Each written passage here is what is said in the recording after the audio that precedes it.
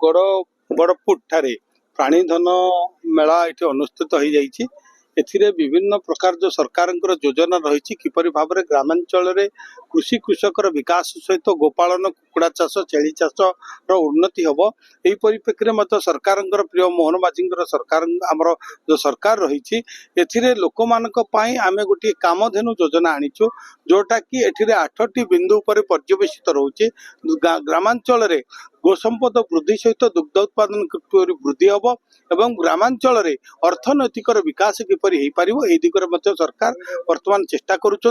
अधिक रु अधिक लोक जो मैंने दादन खटिया जाऊँच बाहर को चली जाऊँच मु अनुरोध करी समस्त को आसतु आम समस्ते गोपालन करवा दुग्ध उत्पादन करवा विभिन्न प्राणी संपद आम पालन कर लाभवान हो पार। गो सेवा एवं गो धन आगुरी पशु संपद गो धन आस्ते आस्ते से गो संपद शेष होगा बसुचे तेणुक सरकार तरफ पशु धन मध्यम एसएचजी ग्रुप हूँ गरीब लोक मैंने हूँ